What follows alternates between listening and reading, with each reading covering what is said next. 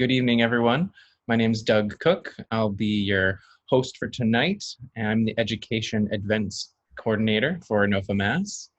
And we want to say thank you again for joining us, especially our Nova Mass members who make our education and advocacy work possible.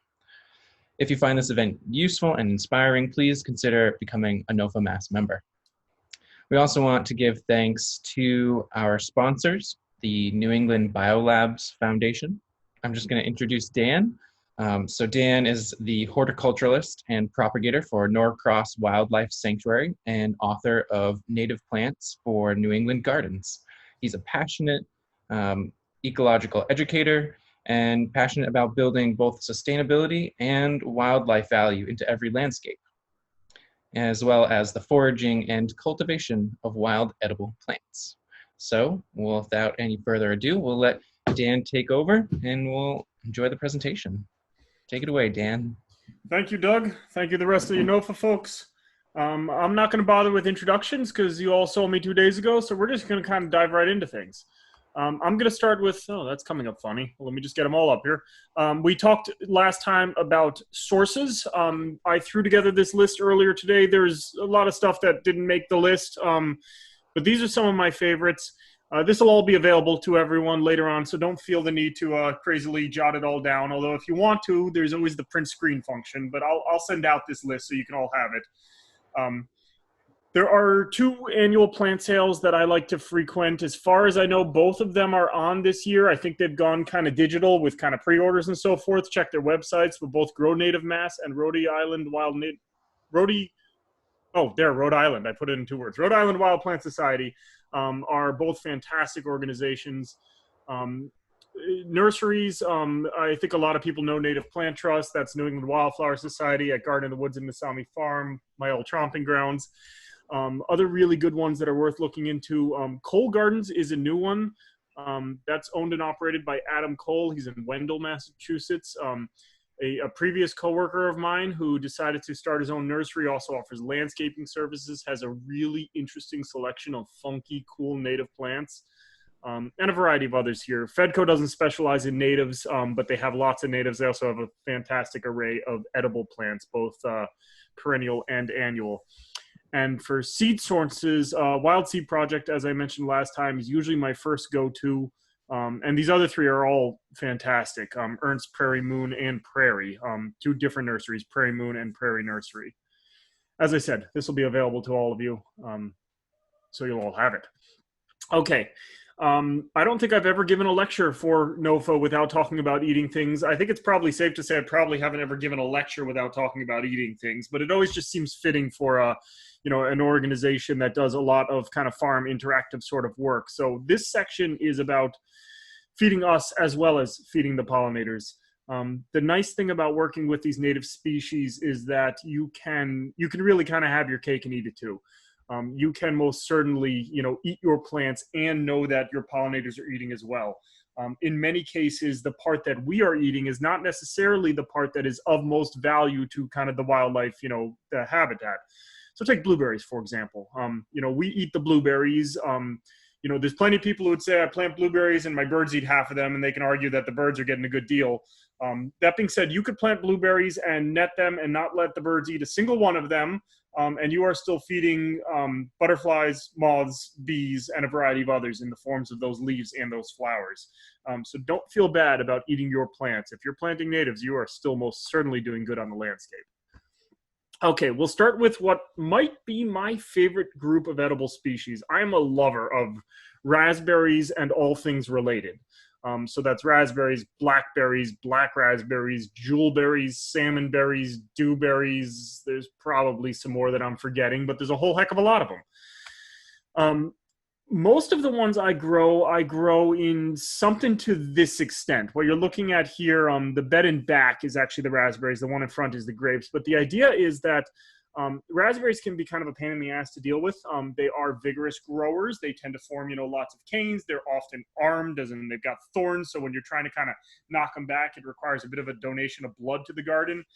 The nice thing about these kind of long runnels is that what I do is I stick a post on all 4 corners and run 2 pieces of wire along that post, and I train my raspberries up that wire, so they're pretty much contained within that square section or the rectangular section. And then as they try and run out, I just run them over with a lawnmower. So it means it's a whole lot less work in my case in terms of kind of hand work and the requiring, of donating blood to the garden. Every other year, I will take that wire down and literally run the whole patch over with the brush mower. You can do this by hand. You can hit it with the weed whacker. There are nicer ways to treat your raspberries. And if you're looking for, kind of the ultimate production, then you want to get in there by hand and cut out the old canes and leave the young canes and so forth. They fruit best on a second-year cane. But most of the time, I'm supposed to tell you I'm a smart gardener. I'm a lazy gardener, and I just hit them with the mower. It works perfectly fine for me, and raspberries are a vigorous and a healthy enough crop where the loss of production from me doing it the quick and easy way versus the maximum production I can get with my blood donations to the garden are minimal. So I just hit the darn things with the mower. So let's talk about species. Rubus idaeus is the red raspberry. When you see red raspberries in the store, you're almost certainly eating Rubus idaeus. The nice thing about the raspberries is, for the most part, just about all of them on the market are native species. There are some exceptions. There's some Asian species, but they're not nearly as popular as the native ones. And because of that, it's not hard to find good native species, whether we're talking about a natural species or, cultivated forms of these natural species. I include a couple cultivars at the end of this, but I for the most part, go with what kind of, piques your interest. I have a tendency to stick towards the kind of tried and true cultivars instead of jumping on every single new one that comes out, because I kind of like to let other people test them out first and tell me that they're really not all that great before I get into them. But Rubus idaeus, red raspberry, is the most popular one by far. It's a wonderful combination of both sweet and tart. If you eat with your eyes first, that vibrant red color is really quite beautiful. This is the one I grow the most of, although I'm not sure if it's quite my favorite. Rubus occidentalis, the black raspberry. This is not blackberry, but black raspberry. And notice in this picture, you can see that the pith stays on the plant and the fruit comes off hollow. That tells you you've got a raspberry. If your pith is coming off with the berry, you've got a blackberry. Simple way to tell the two species apart. I find Rubus occidentalis has the ability to be the sweetest of any of the species. Some of the cultivars out there I really don't like because they're just cloyingly sweet, where they've lost their tartness. And I think I love the tartness of these raspberries. I love the balance between tart and sweet. And when it's just sweet on sweet on sweet, it just kind of tastes boring to me. That being said, there's also some fantastic Rubus occidentalis cultivars out there that are well worth growing. Rubus allegheniensis, the blackberry. I think raspberries as a group are known to be vigorous. If you're looking for ones that are a little less vigorous, then avoid the blackberry. They're probably the pushiest of the group. There are a bunch of different varieties out there that have been bred for, a better behaved plant, something that's a little more of a clumper, a little less of a runner. I would avoid, for the most part, unless someone's told you it's a really good one, avoid the thornless varieties. In many cases, the breeding is really about removing thorns, and the fruit suffers because of it. There are a couple exceptions to that rule, but I've been disappointed in a number of the thornless varieties out there. And at this point, I'm perfectly fine just, getting pricked every now and then and getting a much better fruit crop with it. Rubus odoratus is the flowering raspberry, sometimes also called thimbleberry. This one sits apart from the others in the fact that this one can really fall into that ornamental realm much more readily than some of these others. The typical raspberries, the blackberry, they all have a beautiful flower, but it lasts for a matter of a couple of days at the most. If you get a cool spring, you might get a week out of it, but it's not a long bloom by any means. And they're vigorous, and they spread, and they don't have a particularly showy form, and so they really are an edible plant that we rarely grow as an ornamental. Rubus odoratus can play both roles, though. It's still got a fantastic, tasty berry, but it's got these big, broad leaves that add a much more interesting texture to the plant. It blooms in the summer, and it blooms pretty much for the entire summer. It starts blooming, depending on the season, usually in June to July, depending on, how warm or cool or where you are in terms of north or south.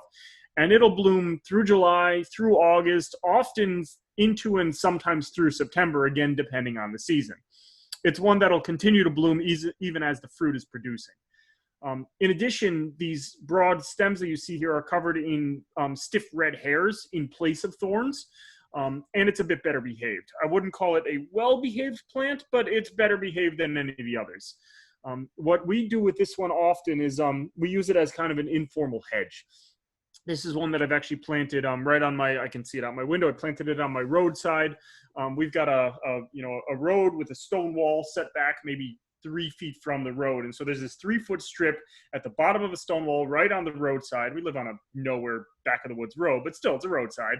Kind of just, at first I would have thought of as wasted space, a 3-foot section right on the road that's not even in my garden, in my yard. And we just planted a whole bunch of Rubus odoratus cuttings, and they're all filling in quite nicely, and we're just going to have this informal patch of them growing down there, and we might eat the berries. We'll probably forget them half the time. The birds will eat them. They'll look nice. They'll work for us. These, like many other plants that we talked about yesterday, are still a major part of the ecosystem. They are both a host plant for things like the scribe moth. They are a decent pollen source for just mostly generalist bees in this case. They're also important bird habitat. You'll find a variety of birds that like to nest in bramble patches, specifically because it's good protective cover. And it makes for a good place to hang out if you got to watch out for the larger kind of raptors above.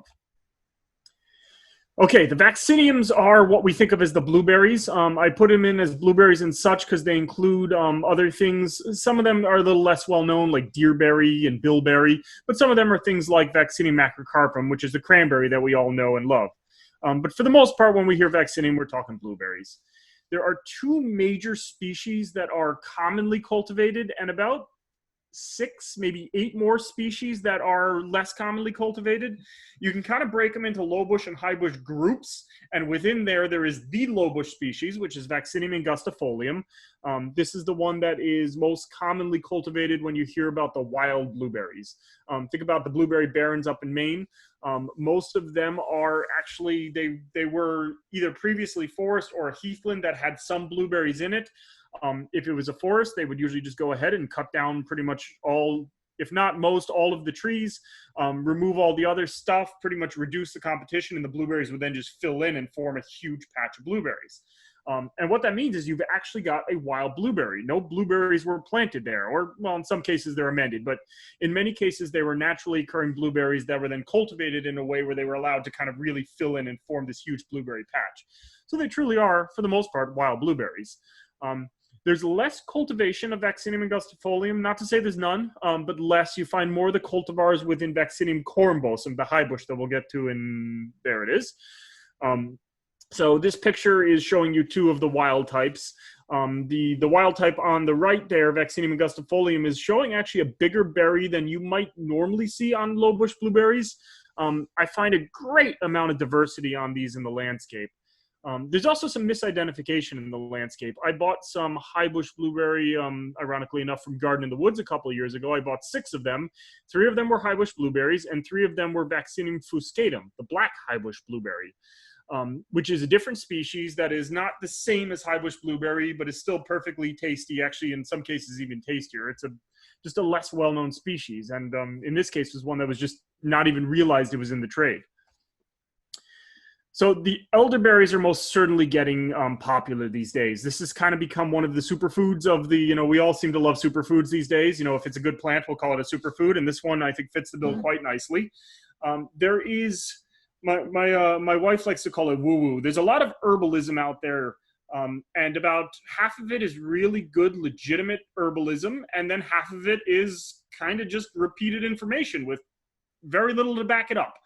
And what's kind of cool about this kind of interest in herbalism these days is you get a lot of people taking these, maybe it's true, maybe it's not things, and testing them and seeing, is there any truth to this? Is there good anecdotal evidence, or is there actually something we could find in a more kind of, Western scientific style sort of testing?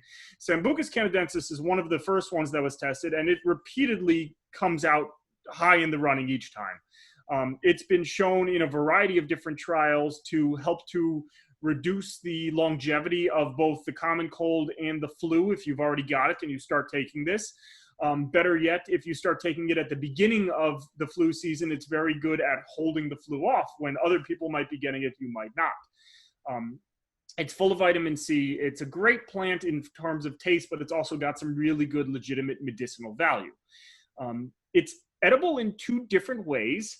You can collect these flowers in the earlier season. and make an elderflower cordial. They are quite nice. It's very easy to make. It's literally just take flowers, stick them in water, add a whole bunch of honey or maple or sugar, and let it ferment for a little while. It doesn't take long. It's mildly alcoholic. We're talking somewhere in the 1% to 3% range. It's not something you're getting drunk off of, but it's got a wonderful flavor to it. And if you get fancy and bottle it up, that continued fermentation will actually produce carbon dioxide, and you can get pretty much an elderflower cordial soda of styles. The berries are most often, in one way or another, kind of processed. The berries contain small seeds, and those seeds, contain a very small amount of hydrogen cyanide. It's something that's actually quite common in the plant world. There's large amounts of it in things like cherry pits, but people are rarely eating the pits of cherries. In black elderberry, it's low enough where, for the most part, anyone who's ever tested it said, unless you're eating pounds of this, you probably don't have to worry. But if you'd like to avoid it entirely, the two ways to do that are to three ways. Either strain out the seeds, and if you've got one of those like old-fashioned Foley food mills, that's a really good way to pretty much juice these. And then you could either drink the juice, cook the juice down into syrup, make a jelly. You've got lots of options. You can dry them out entirely. Drying them out will destroy the hydrogen cyanide. It breaks down upon drying. The other thing you can do is cook it, which will also break it down. Any one of those is perfectly fine for avoiding it. If you want to just eat a couple berries every year, you're perfectly fine. But if you're tempted to eat 30 pounds of berries in one sitting, you probably want to process them, because that's a lot of, small amounts of hydrogen cyanide. Ironically enough, hydrogen cyanide is being tested currently as an anti-cancer agent. One of the many examples of, in small doses, potentially medicinal, in large doses, poisonous. I can't think of too many medicines that aren't poisonous in large doses, and this is one to treat in that sort of manner. It's also quite a beautiful shrub. Just being allowed to, this is one that there's no pruning here, just kind of wild growing. They do very well in sunny, moist conditions. They're perfectly fine in average garden soils, but if they can get moist into wet, they're really quite happy. This is something that really should be planted in drainage ditches, lowlands, areas. If you've got that wet spot in your lawn where things just kind of puddle, stick a black elderberry in there. It'll be very, very happy. The stems on them are short-lived. This is how the plant grows. Each stem might only last 2, 3, 4, maybe 5 years.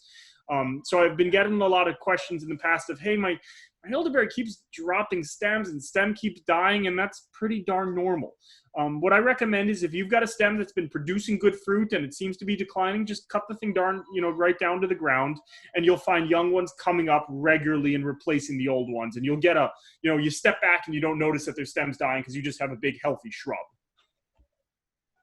This is red elderberry, Sambucus racemosa. The berries on this one are not considered edible. There's been some argument that they are poisonous, and there's some argument that they're just not tasty. Either way, I don't recommend eating them, because whether they're edible or not, they don't taste good. That being said, this is still quite a beautiful shrub. It's actually getting ready to bloom now. It blooms a lot earlier than black elderberry. And the flowers on it are perfectly usable in the same sort of manner as black elderberry if you wanted to make an elderflower cordial.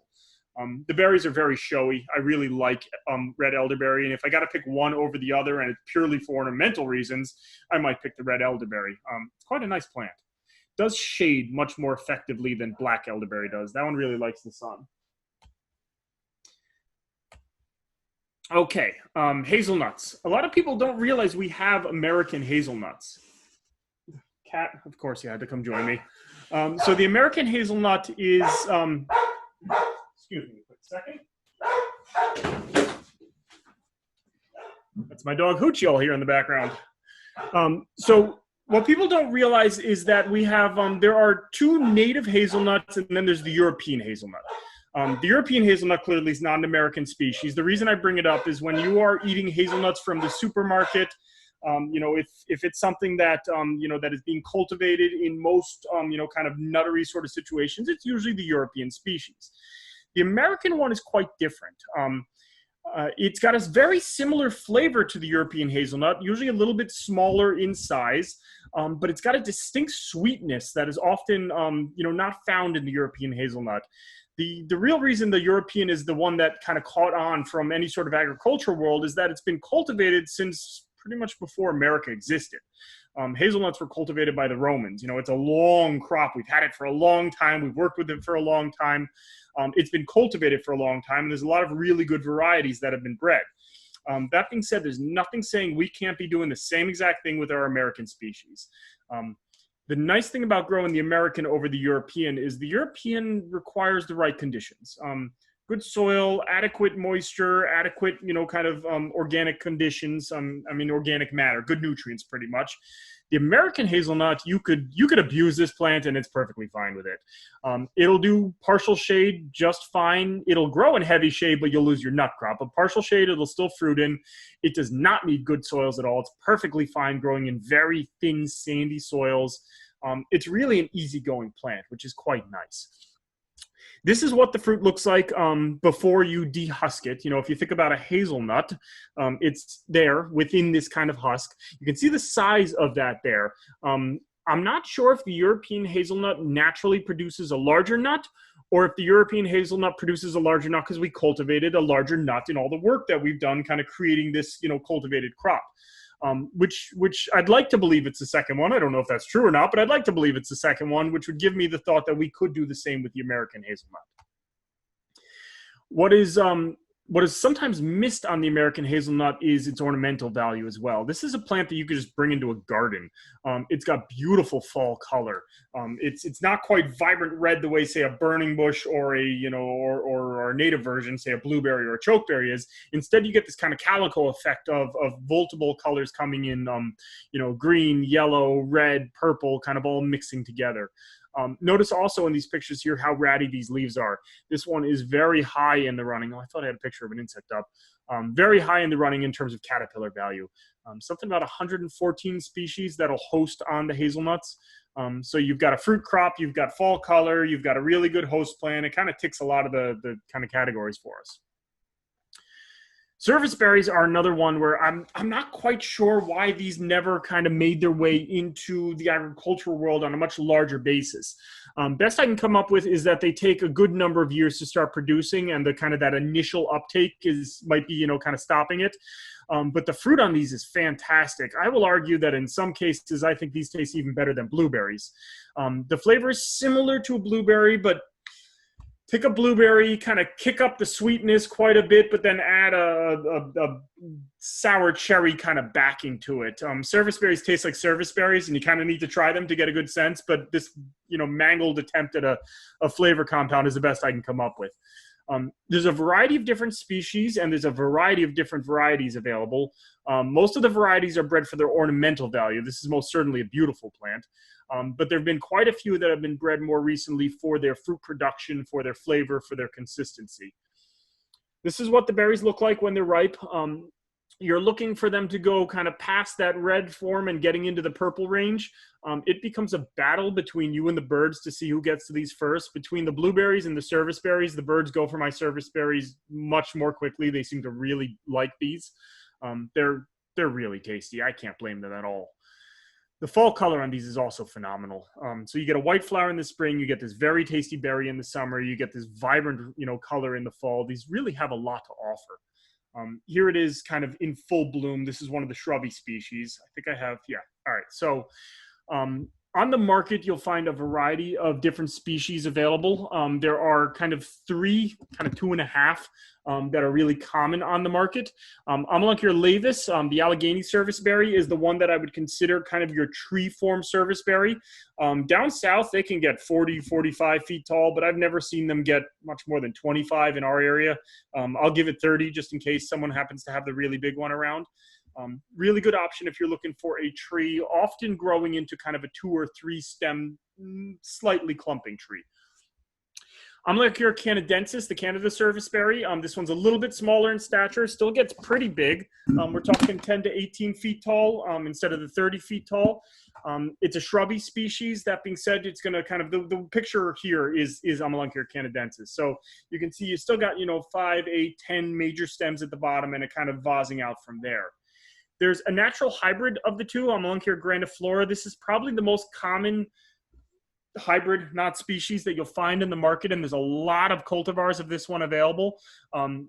The size on this one ranges greatly from one cultivar to the next. Some of them are quite a bit smaller in the 5 to 8 foot range. Others are just as big as the natural species, getting 10, 15, 20 feet tall. There's other ones out there. Amelanchier arborea. There's Amelanchier spicata, which is kind of misnamed the running serviceberry. It makes it sound like it stays very low, still 4 to 5, maybe 6 feet tall. One thing I'll say is that if you are in an area where there's a lot of winter moth, you may want to avoid these. They're definitely bothered by winter moth. The nice news about winter moth is it's a problem that appears to be going away. There's been a biocontrol released that is definitely now spreading quite well. It was released about 10, maybe 12 years ago. The biocontrol is the exact same control that has been controlling winter moth for 58 years now in Nova Scotia. So this is a known, kind of biocontrol. We know it's going to work. We're seeing it starting to work in the area. But depending on where you are, you may find that it's either there and taking care of the problem, or it's not, and you may or may not have a lot of winter moth around. Winter moth is a problem of the coastal regions, and I mean that in a very broad context. Coast as in within, probably 30 to 40 miles of the coast. What I would recommend is if you want to know more about winter moth and the tachinid fly, which is its biocontrol, go into Google and type in the name Joe Elkington. He's the guy who's been doing all of the releases of winter moth biocontrols and tracking their spread and seeing where new releases need to be done. And every year he updates maps with where the winter moth is, where the biocontrol is, where good control is, gives you a lot of good information. Conditions on these are pretty much anything. They're not going to want too much shade. You'll lose your fruit crop in that, but they'll do partial shade. They'll do full sun. They'll do anything from, edge of, bog sort of wet to quite a dry site. They are in the wild usually kind of wetland species and wetland edge species. But once you get them established, we found them to be exceptionally drought tolerant. So they're really an easygoing plant. They also do not need acidic soils. So if anyone wants to grow blueberries and you've got alkaline soils, you've probably come into problems. Blueberries need acidic soils. This is a similar to a blueberry sort of crop that is perfectly fine in a range of pH conditions. Spicebush. This isn't a typical edible species, but one that I always like to include. We talked about the spicebush swallowtail the last time. The flowers on this one come in the early spring before the leaves come out. Edible parts of this are the stems and the berries later on. This makes a really tasty tea. It's also one that has been shown to have quite a bit of medicinal value. One of the ones that's been studied a bit more, and they've been showing a lot of legitimacy to its medicinal value.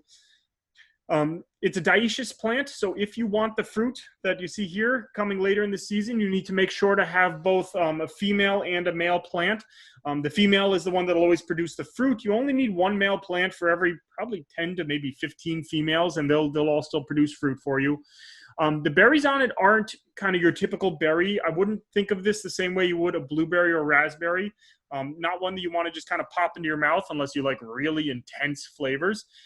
Treat it more like you would nutmeg or cloves or some sort of a spice. I will sometimes take these berries and throw them into a soup or stir fry where they'll kind of flavor the whole dish. Or when I'm feeling fancy, I will take the berries, lay them out in the sun to dry down, then give them a quick crush where I could remove the seed from the inside and take the flesh and throw it in my spice grinder and grind it up. And I get this kind of, spice bush, powder. Absolutely fantastic on a piece of fish or on a piece of meat. This wonderful kind of citrusy, spicy, the spice bush tastes like spice bush, and you're just going to have to try it yourself.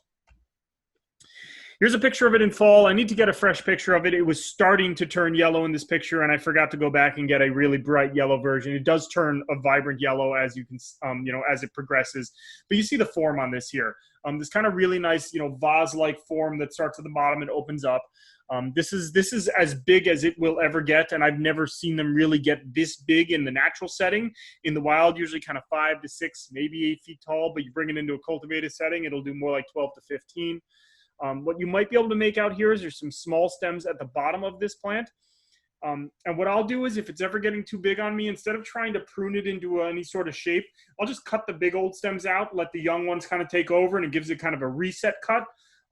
So after it gets, say, 10 feet tall, I've decided that's too big. I pretty much cut it down to size. That leaves just the small stems at the bottom. It's now more like 3 to 4 feet tall, and I'll let it just start growing again. And there's nothing wrong with treating it that way. And as we saw last time, this is one of two hosts for the spicebush swallowtail. It's spicebush and sassafras. I think I'll have sassafras later on in a different section of this lecture. Okay, so for those of you who've read your Ptolemy, you know that trees are extremely important. We talked earlier about how important goldenrods are. They support 125 different butterfly and moth species. That number was based on Framingham, Massachusetts. Strawberries support 87 species, the native strawberries, that is, Fragaria virginiana. Really high numbers there. Oaks, on the other hand, if anyone's unfamiliar, support 534 different species. That is a staggering amount of life supported by a single genus. And you'll find that this holds true in a lot of other species. The willows, the cherries, they're all in the high 400s. The maples, the basswoods, the birches, kind of mid to lower 400s, big numbers. Compare that to literally top of the list in the herbaceous spectrum at 125 of the goldenrods, which is frankly impressive in itself. And yet these woody species support that much more. When it comes to supporting kind of life on the landscape, bigger is indeed better. So I want to bring up willows because these seem to have been popular for a while and they went out of style, and I'm trying to bring them back because willows are just absolutely fantastic and we really don't grow enough of them. Salix discolor is the one I think people know best. This is the pussy willow. This is a native species. It's one that naturally grows in wetland environments. That being said, you can put it in average garden soils. It'll be just fine. This is it as a full-scale plant. This is another one that you can kind of give it that reset cut if you want to kind of keep it smaller. It's something that I recommend doing if it's in partial shade. Because if it's in partial shade, it tends to kind of leg itself up and all the kind of flowers are up on top. And I want those flowers down low where kids can come into contact with them, because that kind of, that fuzzy, kind of pussycat sort of bud is something I think people should really touch and come into contact with. It's nice to kind of interact with your plants like that. Picture on the right there is after that kind of pussycat stage when you've gotten into an actual flower. You're looking at a male flower there. You can see all the pollen on those flowers. That yellow stuff is your pollen, lets you know you're looking at a male. The willows are dioecious. No one really grows them specifically for fruit production, so no one really cares. But the male flowers are a bit showier than the females. And so if you're looking for, kind of a particular bit of show, you may want to source a male. Salix nigra is one that I really want more people growing. This is our native black willow. This is the only willow that we have in the area that grows into a full-scale tree. What's nice about this plant, it's fast growing. So if you need a quick tree, this is a good choice for you. And if you said that I really like willows, but I don't need a tree, you can cut that entire giant tree on the left down there and it will consistently resprout from the bottom and grow into a shrub. And this is something I think we really should be doing more of. The picture on the right is the same exact plant. It looks almost like bamboo. And bamboo, for some stupid reason, is quite popular in the horticultural industry. It's quite invasive in most cases. The clumping species aren't quite as bad, but you want to be really careful planting running bamboo. And we have a native option here that can play a very similar aesthetic role. And if it's ever getting too big on you, you just cut the whole darn thing to the ground. You don't ever need to worry about pruning it correctly. You can just hack it back and it resprouts very consistently. This is another one. This is a wetland species, grows in wet areas, but you give it average garden soils, it's perfectly fine. I wouldn't give it a dry site, but typical soils are perfectly fine. It's a vigorous spreader. It's going to grow on you. Not something to plant over, say, a leach field. It's looking for water. So if you've got, pipes nearby, this is going to find it. So don't put it right next to the foundation. Don't put it over the leach field. But if you've got a good area for either a tree or something you want to cut back and grow into a shrub and make an informal hedge that looks bamboo-like, this is a fantastic species. Salix, I believe, are number 2 on the list in terms of pollinator support. If they're not number 2, they're number 3 or 4. They're very, very high up there. And remember earlier we talked about, in Massachusetts, many of us are living to one extent or another in an oak forest or near one. So planting an oak tree might not be the best bet, even though it supports more life than anything else. If you've already got oaks nearby, plant something you don't have. Bring in a new species, new diversity, whether that be a cherry or a willow or a basswood or something else. Speaking of cherries, we have a variety of different native cherries. They are kind of demonized by what I would call the mow and blow crews as a weed tree, because they're a pioneer species. And what that means is they are, Bill Kalina once claimed they were nature's cleanup crew. I always liked the idea. So if something happens, let's say a forest gets burnt or gets blown down by a tornado, or we get some weird insect outbreak and everything dies. And now the forest has gone to a meadow, and it's growing as a meadow, and it's 5-6 years, and the meadow is starting to then transition out of meadow and back towards forest. Because frankly, in New England, meadow is just another word for not yet forest. It's always going back towards forest. That's our New England landscape type. Prunus serratina, black cherry, is one of those trees that shows up first. With your gray birch and then the white pines come in quickly and then start kind of filling in. And they are the first trees to come in. They grow very quickly. They grow big and tall. They produce a lot of fruit and a lot of berries and a lot of flowers. And then they start to disappear as the long-lived trees come in and shade them out. Say your oaks or your sugar maples or some of the ashes perhaps. So these guys are fast growers. They come in quickly. They're pretty short-lived. And in a trees world, that means like 80 to 120 years instead of the 400 to maybe 800 years you can get in something like a hemlock. That being said, you've still got this beautiful bloom that is not long-lived, but is still quite nice while it's there. And then a fruit that comes later in the season that is really quite tasty. There's our black cherry fruit. On the right side is Prunus virginiana.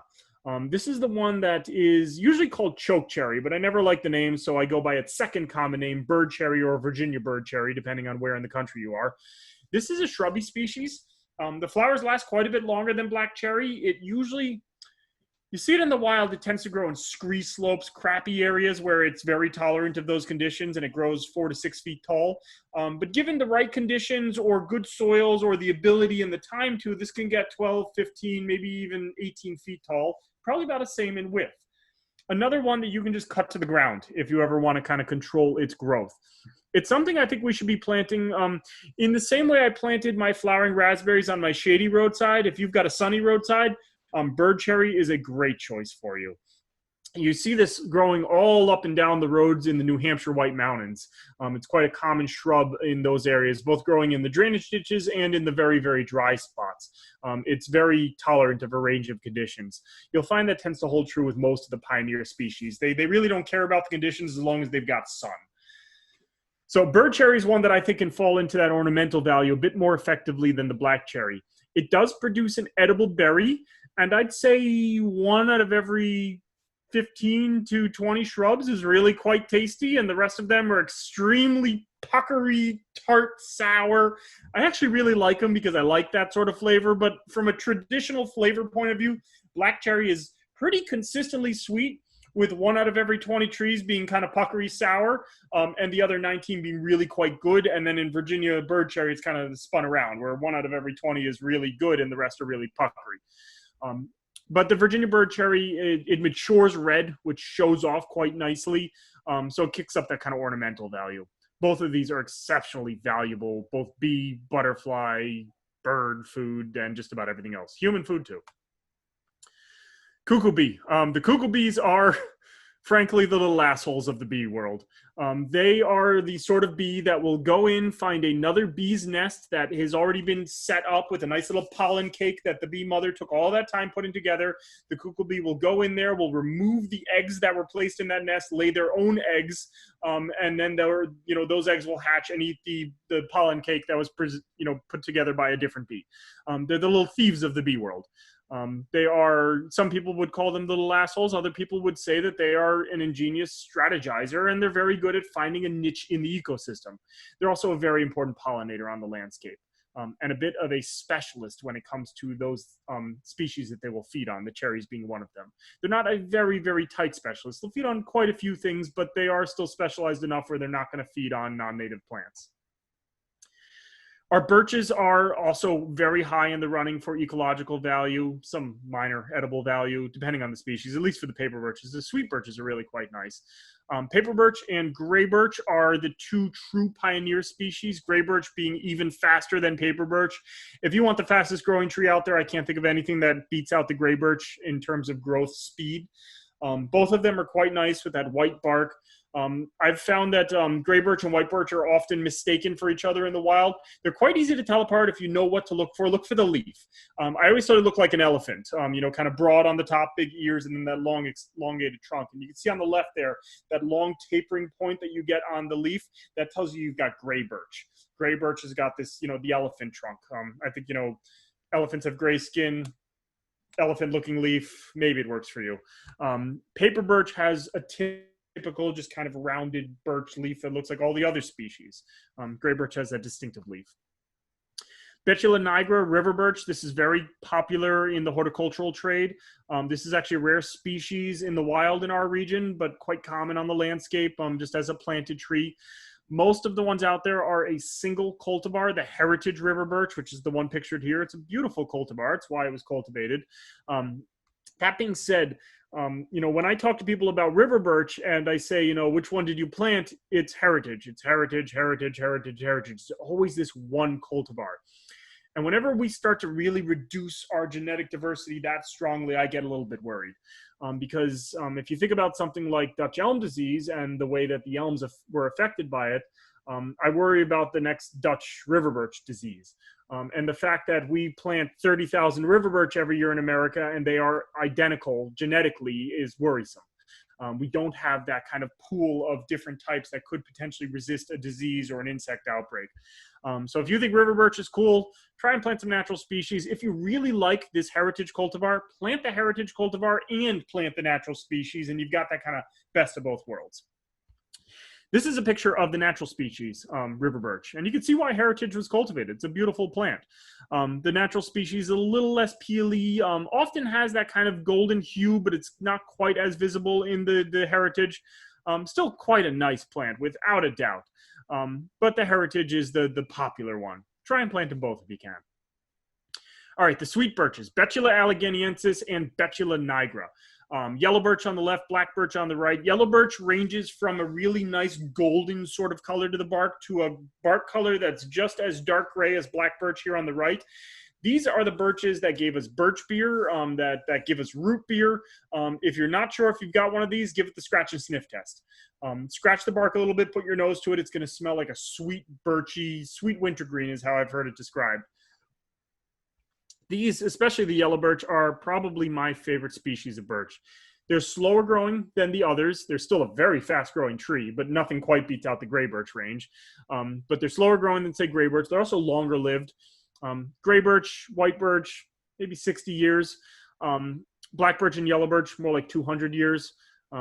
60 years is still pretty long in human times, but 200 is longer. So if you're looking for a long-lived tree, these are a better option. And they also can be tapped and treated like you would a sugar maple. They make a pretty darn good birch syrup, or more often just a birch kind of soda or birch drink.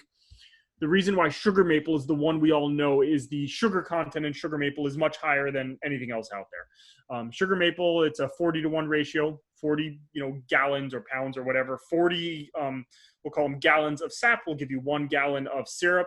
With the sweet birches, it's more like 110-to-1. So you got to boil it down almost twice as much. In fact, more than twice as much, which is why they never caught on in terms of, syrup production.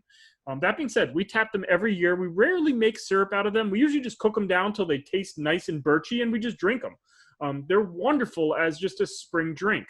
And for years, I've been saying that I'm going to cook them down a little bit and then throw a little bit of champagne yeast into them and bottle them and make a sparkling birch drink. I keep saying it. I haven't done it yet. I know it would be good, but maybe someone needs to do it and inspire me. Black birch, as you can see, doesn't really peel the way a typical birch does. They're commonly mistaken for a cherry tree. When in doubt, scratch and sniff. Cherries smell kind of astringent. Black birch smells wonderful. Also, the black and the yellow birches give you a really nice, bright, and consistent yellow fall color, whereas gray birch and white birch give you a yellowing fall color. And usually by the time they're bright, they're dropping their leaves, whereas these two slower-growing species really can show off and fall quite nicely. Okay, a less common tree. How's my timing? Doing okay. Less common tree on the landscape, Oxydendrum arboreum, sourwood. This is definitely a big tree. If anyone is into honeybees, this is a very important. It's not important. It's not that you need this tree, but if you keep honeybees, definitely plant some sourwoods around. They produce copious amounts of pollen. They are a bumblebee pollinated species. The honeybees will make use of them as well. They can't quite pollinate them as well as the bumblebees do, but they'll definitely get plenty of pollen out of them, and you can get a really nice kind of crop of honey that year with them. So on the left, you saw it in bloom. That's it in bloom. This is it already done blooming. This is it in fruit. What's kind of nice is that the fruits, from a distance at least, look about as showy as the flowers. It can really show off when it starts getting big. This tends to be a prolific blooming tree. And then fall color on it is quite phenomenal. And then with those kind of whitish fruits that remain, the contrast kicks in with that red glossy fall color and these kind of whitish fruits that show. Nyssa sylvatica, this one is much more common as you head south of us. It's common enough in our areas, although you find it usually restricted to wetland areas. I see a lot of it around the Great Meadows out in Concord, in Sudbury. You'll see this plant. I'll see it on kind of slow-moving kind of riversides, those kind of marsh areas. You'll see this one kicking in. It's a plant that will start producing fall color usually by mid to late summer. It's the very first thing to start turning red, and what it does is it'll produce, like, some leaves will turn vibrant red while the rest are still solid green, and I don't know why it does it this way, but it does. It produces fruit on an inconsistent basis. I've been told they're very tasty. I'll put them in mildly tasty, but the birds most certainly love them. In fact, we find that the cedar waxwings will flock to these berries quite quickly. The cedar waxwing is named for its love of red cedar, which is a juniper species that produces a blue berry. And I don't know if they mistake this for cedar or if they just happen to love them as well. But when these things are in fruit and the cedar waxwings find them, they just descend, and within a day they're stripped entirely. But fall color on this can be simply phenomenal. It's one of these plants that produces not only a really nice bright red, but it's got this glossiness to the leaf that just kind of shines in the sun and really shows off nicely. And like all these other trees we've been talking about, this is a very important host plant. Also, the host of amongst many, the Hebrew moth. I'm not sure why it's called the Hebrew moth. Maybe those color, that pattern is supposed to look like the Hebrew script. I'm not really sure, but I never knew moths could have religion, and this one can, and it's chosen Hebrew. Okay, so let's talk a little bit about fall cleanup. As I think I mentioned it earlier, my original introduction to the world of landscaping was on mow and blow crews, pretty much doing everything I will tell you not to do now. I planted invasive species, I spread way too much red mulch, I pruned everything into meatballs and rocket ships. It was bad horticulture. And so on the spectrum of fall cleanup, there's that level of fall cleanup, which is pretty much cut back everything, clean up everything, clean it so much that you've got a completely sterile landscape. And then there's the true wildlife spectrum, which is pretty much don't do a darn thing. What I want us to do is realize there's a spectrum and decide where on that spectrum you want to fall. For an ecological, kind of value, a messy landscape is a living landscape, and a clean landscape is a sterile landscape. I'm not saying you need to do absolutely nothing, but I want you to realize why that's a good idea and decide how little you might want to do. So reasons why you might want to do it. First off, it can be in many cases better for the plants. If you're planting things that aren't native and therefore might not be hardy around here, or if you just planted a native plant like in the late fall and you're thinking, oh, I hope it's got enough time to get established for the winter.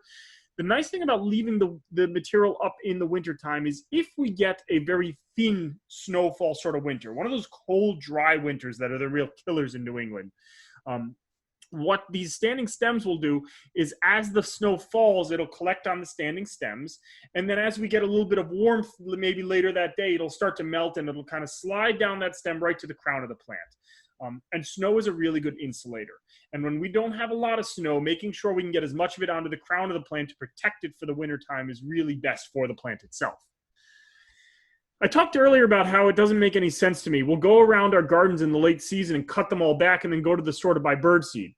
That is birdseed. All of those stems standing up with these fruits on the end of them are very important birdseed. What you're looking at there is Monarda fistulosa. It's the wild bergamot.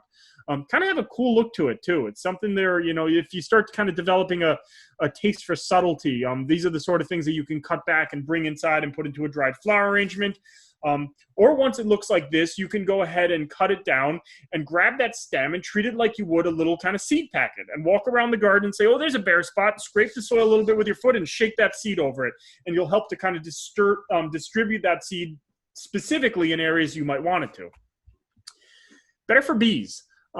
the majority of our bees, about 2/3 of them, nest in the ground over the winter, but that leaves the 1/3 that like to nest in standing, dried, mostly herbaceous stems.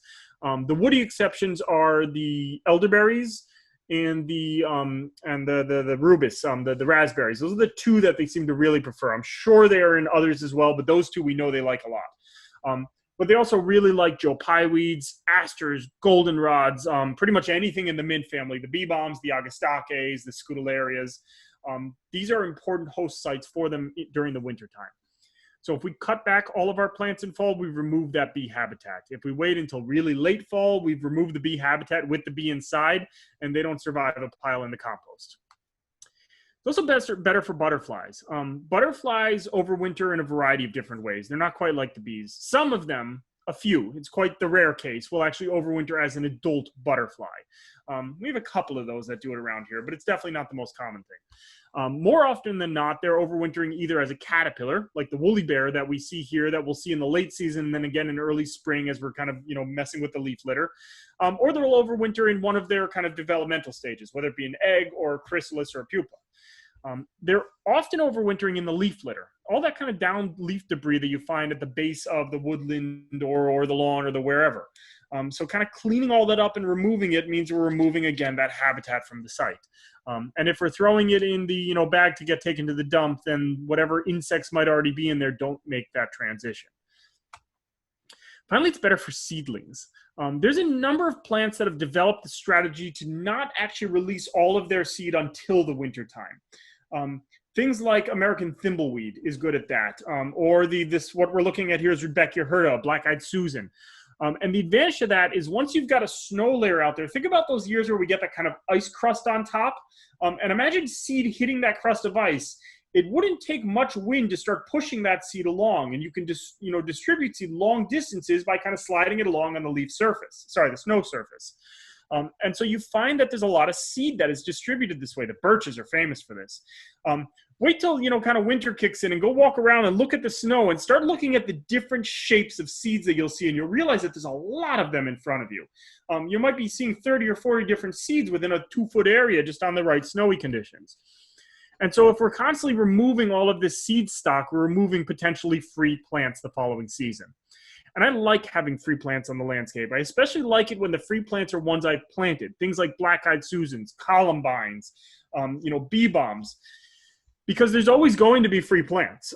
The thing is, whether the free plants are black-eyed Susans or mullein, chickweed, and dock is really a matter of what seed is available on the landscape.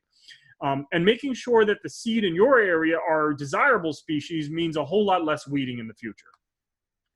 And finally, it's better for us. And this is a selfish one. It looks cool.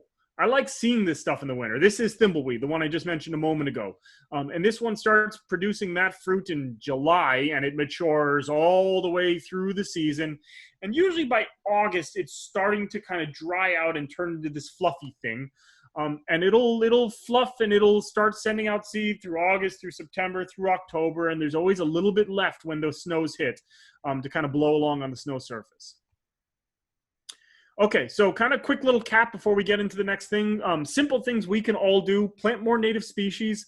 I'm not going to say plant nothing but natives or remove all your non-natives, tomatoes and raspberry, and blueberry. Well, those are natives. Tomatoes, let's say rosemary. There's a good non-native. These are fine plants. There's nothing wrong with them, but plant more natives. Just try and, put the native raspberry next to your tomatoes. Nothing wrong with that. Ensure plants are free from pesticides.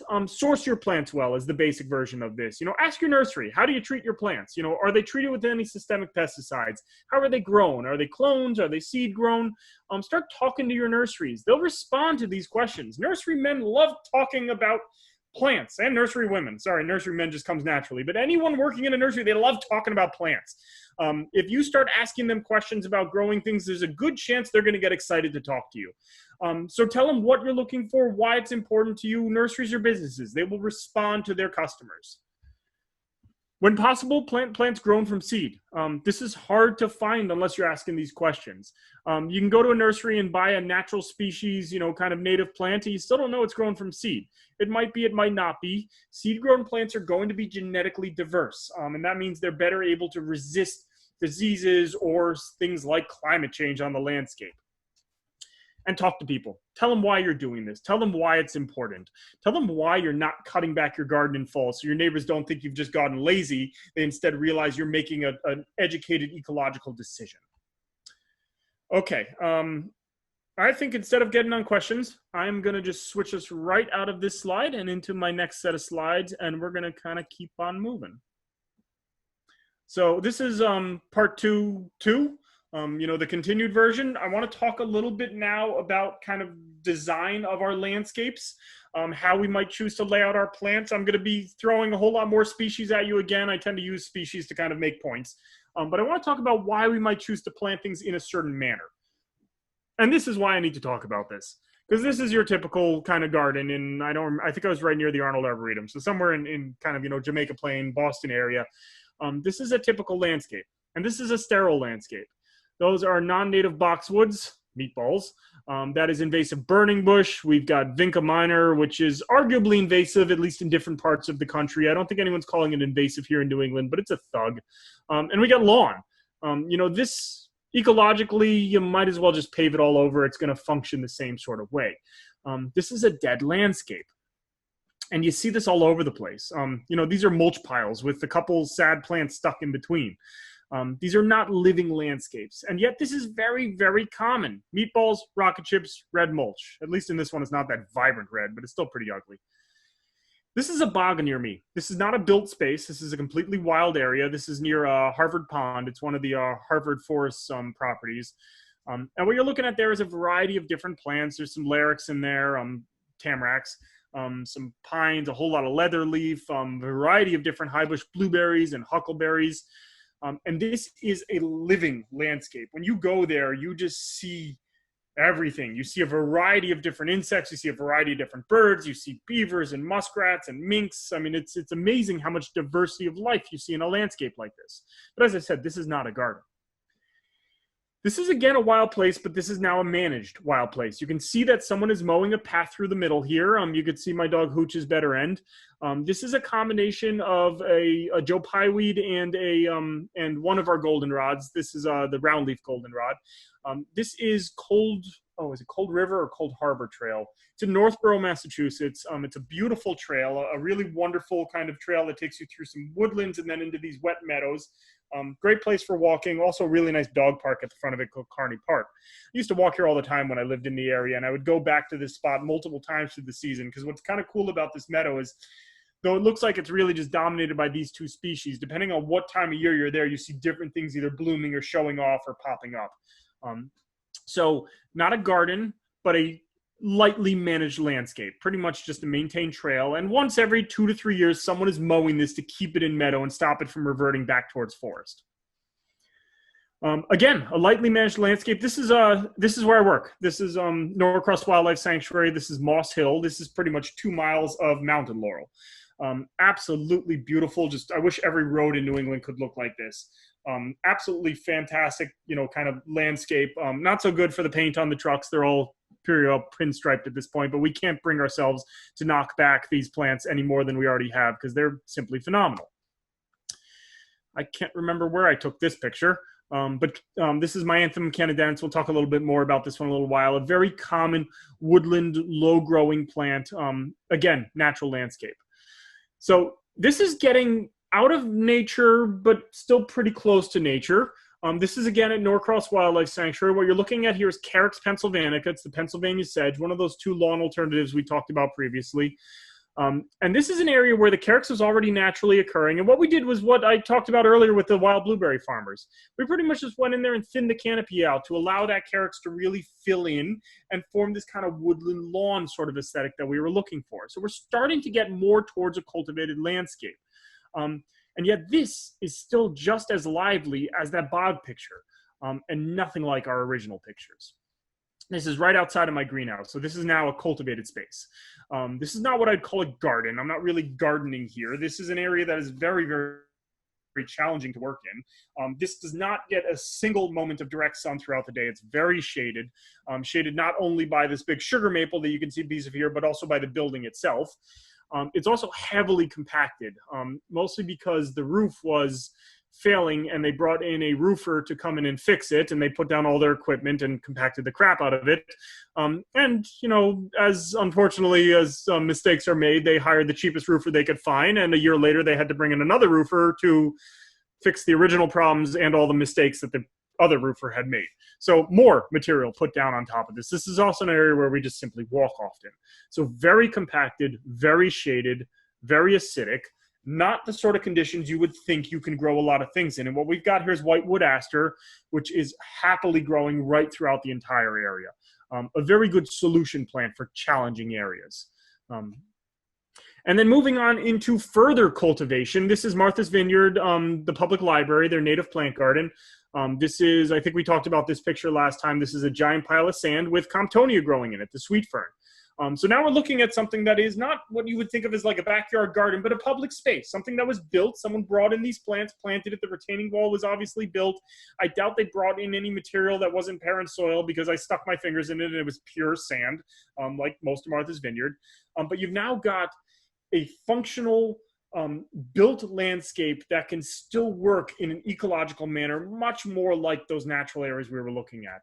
And going full scale into your cultivated settings, this is now a very, very much built artificial woodland garden. This is again at Norcross Wildlife Sanctuary. These are all native plants. That's Goldie's fern. Those are yellow lady slippers, you know, foam flower. Everything's native. They could all be occurring there naturally, but this is a completely built landscape. We planted all of these. This is probably the most highly maintained garden at Norcross. We don't do a lot of, you know, high maintenance gardens. We do a lot of low maintenance gardens that almost don't look like gardens. This is the exception to the rule. And again, this is still functioning ecologically. We've got something that works in a way, you know, kind of more like these landscapes here. And these things function. Okay, so how do we do that? How do we get along it? And really what this is how can we put more native plants onto the landscape? I talk about the space in between. And what I mean by that is, think about that. Let's go back to that very original picture. Whoop, come on. Oh, here, that's a great example. The space in between is right here is mulch. Everything is mulch. And this is the typical space in between. Most of the landscapes, we have plants and they've all got to be kept separate. For God's sakes, they can't touch each other, and we're going to surround them with mulch. It's frankly a stupid idea. It's not something that needs to get done at all, and we need to start rethinking that in-between space and start thinking of mulch as a useful tool for young gardens on a temporary basis that is going to eventually be replaced by more plants, more living stuff. So rethink the space in between. Choose species combinations that work together. This is actually kind of one of my tricks, if we could call it that. You know, the garden hack, that seems to be the popular term these days. The idea is, if you've got one plant that's working well, find plants that would naturally grow with it in the wild, and you're going to very likely find other plants that will work well in that same exact spot. So your bee balm's doing poorly, but the mountain mint's doing well. Okay, mountain mint grows in much drier sites than bee balm. Let's find species that would grow next to mountain mint. Let's plant butterfly weed. Let's plant little blue stem. Let's plant big blue stem. They all grow next to mountain mint. Or other way around. The mountain mint's not doing so hot. The bee balm's doing very well. Let's plant ironweed. Let's plant Joe Pye weed. Let's plant the round leaf goldenrod that does well in these kind of moist meadow conditions. It's really just about finding these patterns, these combinations that work well. Let natural processes work for you. A moment ago when we were talking about not cutting back gardens, I talked about a seed bank and cultivating a good seed bank on the landscape. That's pretty much what this entire section is going to be about. And I want us to start thinking about plantings in groups and masses. There's something to be said for a specimen tree, or, you know, if we're talking about, say, a blueberry orchard, we've got clearly our blueberries are our major goal. But then what goes underneath them? What goes around that specimen tree? There's no need to go to the nursery and buy one of everything. I want to start looking at planting in 3s, 5s, 7s, 10s, 50s. Let's talk about grabbing seed and throwing it down on the landscape and planting in hundreds at a time. The idea of planting one of everything just doesn't work anymore. All right, so let's talk about the space in between. You know, version 1 on the left, version 2 on the right. So on the right is Garden in the Woods. This is a garden that I worked on back when I was still there. And the specimens here, these shrubby species that you could see, are our native azaleas. What we did was to use Phlox divaricata pretty much as mulch. We threw down shredded leaves that decompose quickly, and we planted a whole bunch of little phlox in between, and we built this landscape. This is how we did it. we took plants, so you can see that kind of brighter green in the back, that's Tiarella cordifolia, variety cordifolia, that's the running foam flower. And then that kind of more, darker green, kind of closer to us, is a combination of the woodland phlox, Phlox divaricata, and creeping phlox, Phlox stolonifera.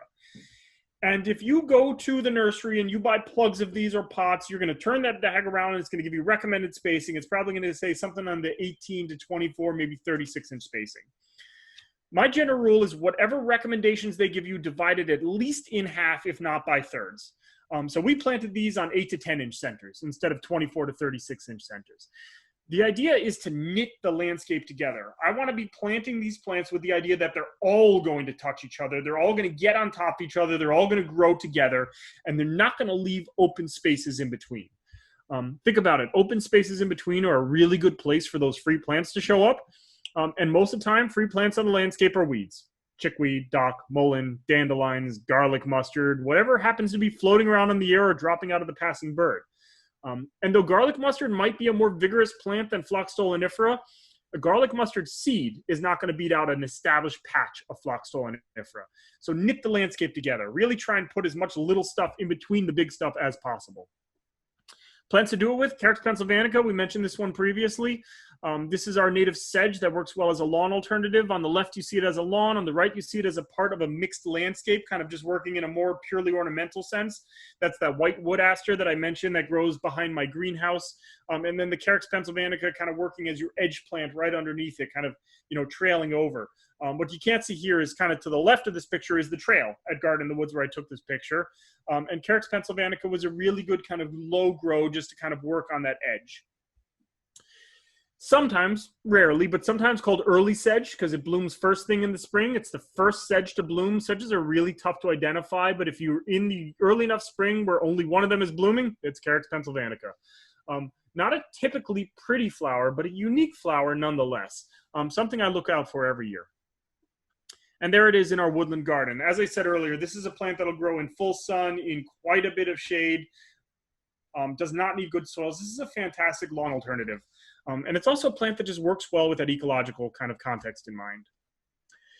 Pacaro obovata, running ground cell. This is a low-growing, spreading plant. It's got this wonderful kind of purple coloration that you can see hinted at here in the early spring. The underside of the leaves can be this rich, royal purple. It's really quite nice. As the season progresses, you get these flower buds popping up that'll open up to this bright yellow flower. These are depending on if you're in southern kind of New England, these are blooming now or coming close to it. Mid and northern New England, you're looking at flower buds, or if you're in northern New England, probably not even flower buds yet. But they're a pretty early bloomer.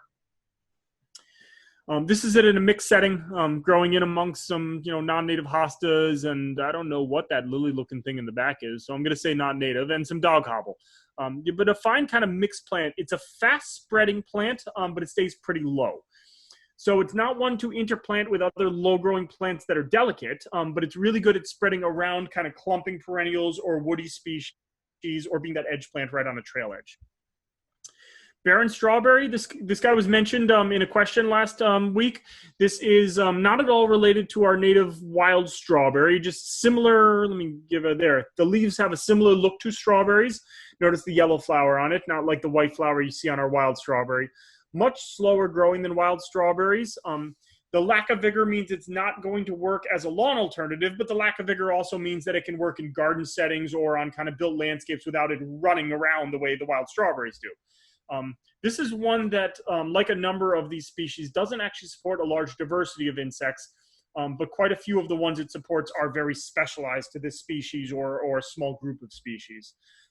So keeping in mind that on one hand, it's great numbers of species supported, on the other hand, it's the really rare species supported, both important. I always like this picture because there's not a darn thing in bloom in this image, and yet I still find it texturally interesting. We've got a dwarf crested iris, we've got bloodroot, and we've got the Waldsteinia or Geum fragroides, the barren strawberry. Despite the fact that there's no flowers at all, we've got an interesting landscape, something that works throughout the season instead of only when it's in bloom. Myanthemum canadense. This is a plant that some people love to hate. I absolutely love this species. It scares some people sometimes because it spreads so darn quickly. But despite the fact that it spreads faster than a wild strawberry.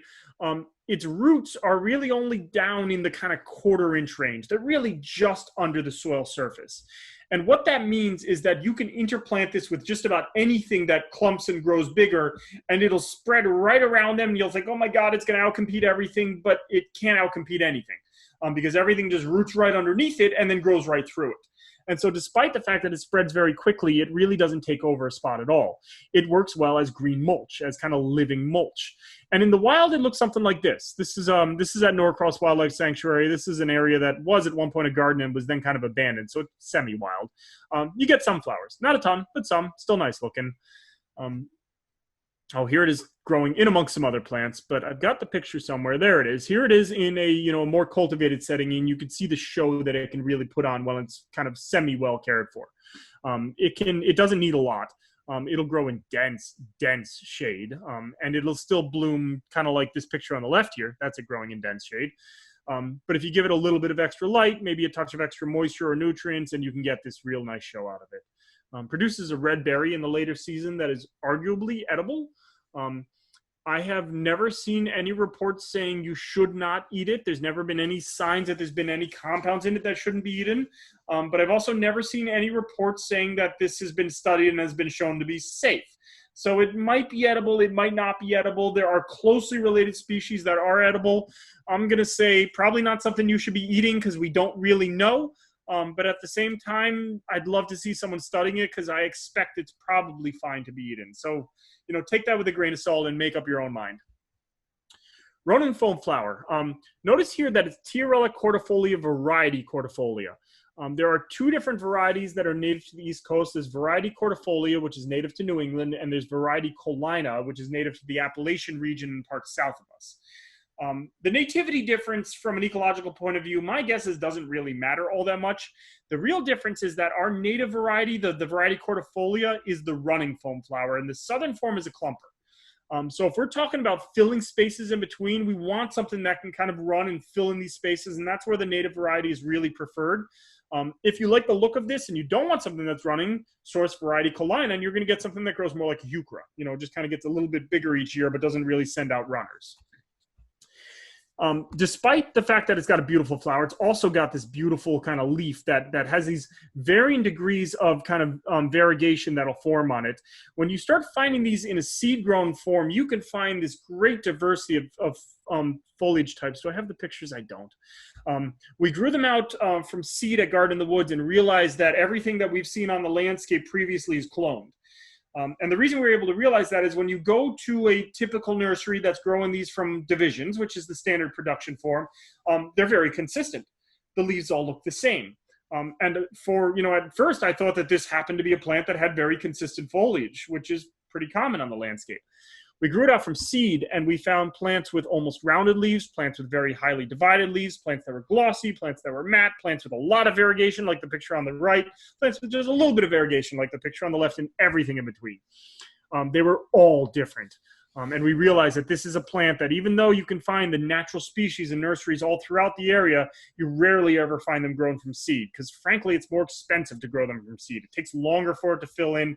It's not as saleable as quickly. So from a business point of view, divisions make a lot of sense. From an ecological point of view, seed makes a lot of sense. And this is where you as a consumer need to decide. Are you willing to spend an extra 75 cents per plant on seed-grown stuff, or do you want to get more plants for the same amount of money and, go to the standard nursery? So you can go to Garden in the Woods and spend, and they're 2-quart pots, probably a good consistent $2.50 more than you would get at, the Home Depot nursery, although I've never seen Home Depot carry these. And you get that genetic diversity, and you're paying for a higher quality plant. And this is where you have the power. You get to decide whether that matters to you or not. I think it matters. And I'd like to say we should all be, sourcing as much, kind of wild type seed-grown plants as possible.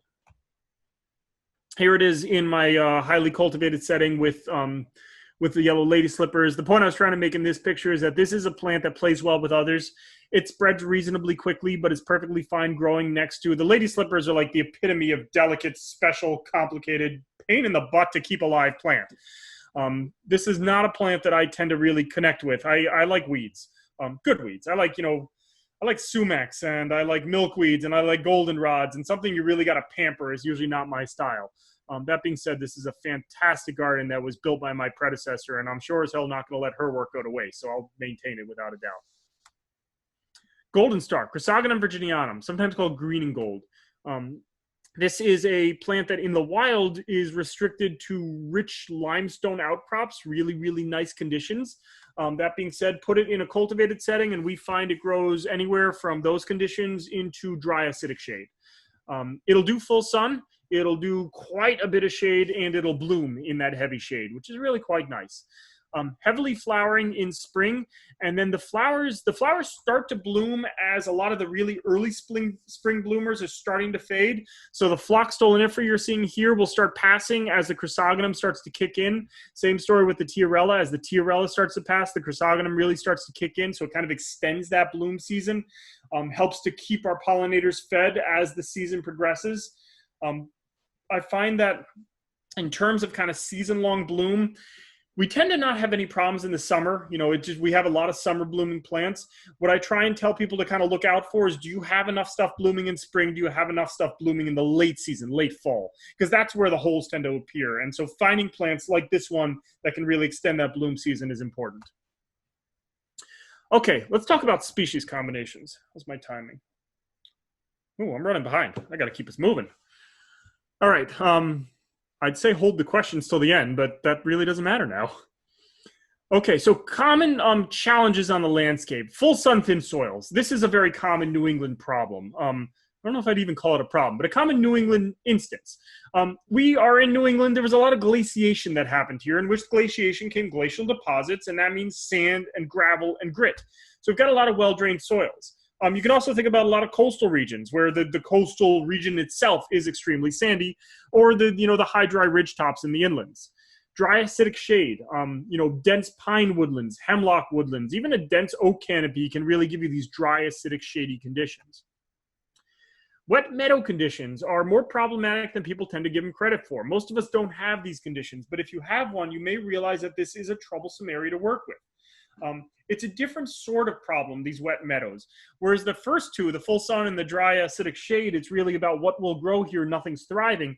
In wet meadows, it's more like everything will grow here, including unwanted plants, things that you don't really want to have in your area. So you need to find those native plants that can kind of push back against them and colonize the area without letting the junk kind of fill in. And then there's the issue of expectations. People see this sort of crap on the landscape all the time. I've got this picture saved on my computer as worst tree ever. This is the worst. This is literally the worst mulch volcano I've ever seen. This is a god-awful pruning job. The root flare is nowhere to be seen. The only thing I could possibly say in defense is that maybe the landscaper was trying to slowly and without kind of good evidence kill this Bradford pear that is, I think, going to be one of the next worst invaders in New England in the short term. This is a terrible. Everything is wrong in this picture. And we need to deal with that. So let's start with full sun, thin soils. This is my go-to mix. And this is not everything. This could be your kind of filler in between the specimens that might go in amongst this. Two different species of goldenrod. Both are well-behaved and at the same time very tolerant of these conditions. Gray goldenrod is the short guy, 12 to 18 inches tall. If we're talking really full sun, thin soils, this will sometimes grow no more than 6 or 8 inches tall. Showy goldenrod is the big guy, gets more like 4.5, 5, sometimes 6 feet tall, depending on how sandy versus how rich the soils are. Big showy spikes of a flower that really show off nicely. Showy goldenrod has some pushing power. It's definitely more vigorous than gray goldenrod. Nowhere near the sort of vigor of, say, Solidago rugosa, which is probably the goldenrod that gives goldenrods the bad rap sort of reputation for being weedy. Two fantastic aster species. We've got showy aster on the left and stiff aster on the right. Stiff aster literally needs full sun, thin soils. If it gets good soils, it'll grow 6 feet tall, fall over, and just rot.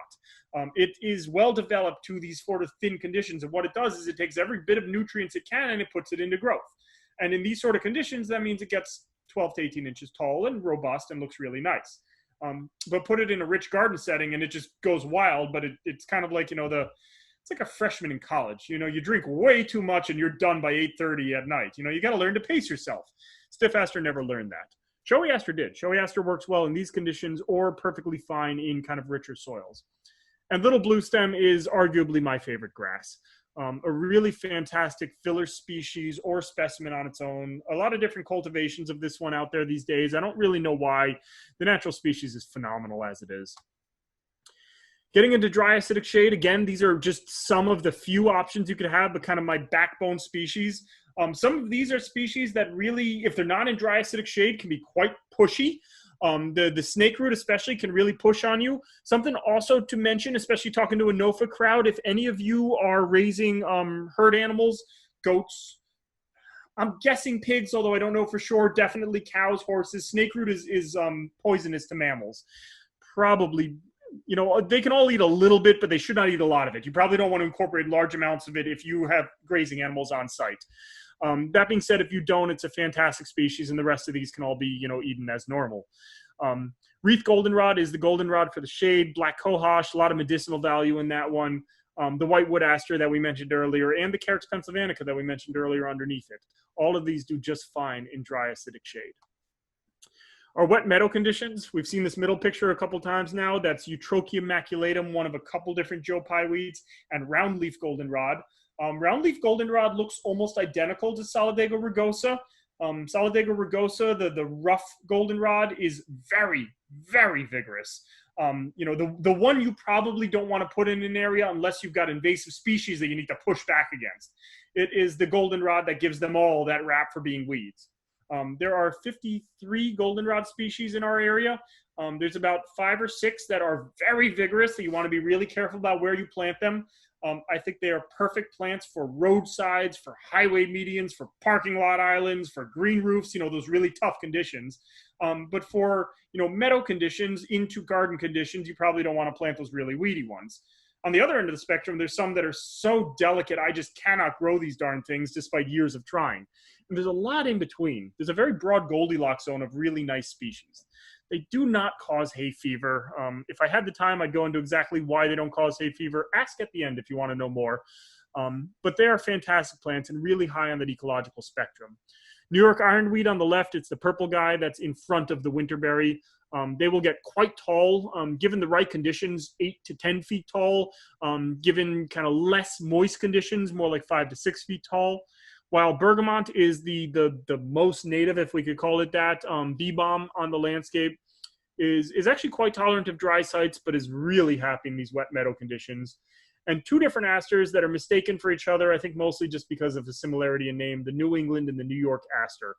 Both fantastic asters for these moist meadow sort of conditions. And finally, if you happen to have good rich woodland soils, you probably don't need to be listening to me because just about everything grows there. But a couple of my favorites, phlox that we mentioned earlier, stolonifera, wood poppy, not to be confused with celandine poppy. They look very similar if you don't know what you're looking for. And the differences are pretty minor. It's within the flower. The fruits are quite different. The invasive one, celandine poppy, has these standing mustard-like fruits. The wood poppy is these hanging kind of bally sort of things that look quite different. Other than that, the flowers are a bit bigger on wood poppy. The petals tend to overlap, but if you're not comparing them side by side, they can be tough to tell apart. If you didn't plant wood poppy and you've got a whole lot of what you think is wood poppy on the landscape, you've got the invasive celandine.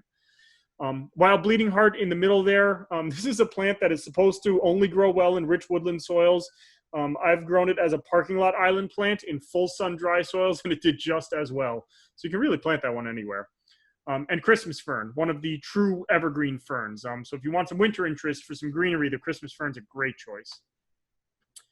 Okay, let's turn natural processes towards us. I'm going to run over tonight. The question is, where do weeds come from? And when you think about this, think about the weeds that you see in your area. They're not coming from nowhere. They're coming from seed. Often wind dispersed, sometimes bird dispersed, whether it be something like you know, this Celastris, the Oriental bittersweet, which is coming out of the back end of a bird because they ate the berry, or whether it's something like the dock that you see here, which is wind dispersed. They are coming in from seed. And what that means is that this is useless because all this is doing is blocking plants from coming up underneath. And you're going to put down some mulch on top, and the seeds are going to land on the mulch and germinate. So weed fabric is a really good way of taking money out of people's pockets and giving it to nursery owners. And if I owned a nursery, I'd probably sell it too, and I would laugh every time someone bought it. But it's not very helpful. It really is not a good idea for you to use on the landscape. So my idea is that no matter what, there's going to be weeds. Filling in those spaces in between is a really good way to reduce weeding. In the agricultural world, we call them nurse crops or cover crops. In the horticultural world, we call them, ground covers. But it's still the same idea. The second idea is to get good seeds moving around the landscape. So when you've got free plants, there are things like columbine here, and you think, okay, I like columbine. Do I want it right there? Maybe you do, maybe you don't, and you might weed, every 1 out of 5 of them instead of something like dock or chickweed where it's weed every single one you can find. So good plants that seed around the landscape. Partridge pea. This is a native annual. I actually use this as a nurse crop and as a cover crop regularly when I'm establishing new gardens. I'm establishing a new edible garden at Norcross, and I seeded it over with partridge pea. I've used this for meadow conditions. Despite being an annual, it will self-seed on the landscape like, a lot of annuals can, and can persist long-term on the landscape. This is it as we were building a new meadow. You can't see the meadow plants really underneath this. And what we did with this is that the second year, when we wanted the meadow to start to progress, we allowed it to flower. And then we took our mowers, we set them nice and high. We used a brush mower. We could set it up in the 6-inch range. We ran over all the Chamaechrista and pretty much stopped it from being able to produce seed. Farmers know this trick well. It's just managing a cover crop. And in this case, it's a mid-season mowing when our preferred crops are still below that 6-inch range, and we can cut off the flower, the production of the seed. Produces these little, let's get the, come on, computer, these extra nectary glands. Draw that guy there. And what that is a way to feed the ants.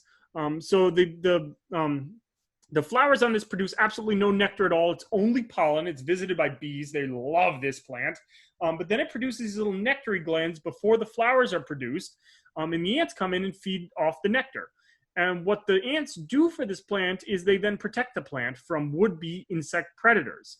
They want to protect their food source. So every time a caterpillar comes in here and tries to eat this plant, it doesn't get away with it, which is a bad thing for caterpillars and a good thing for ants.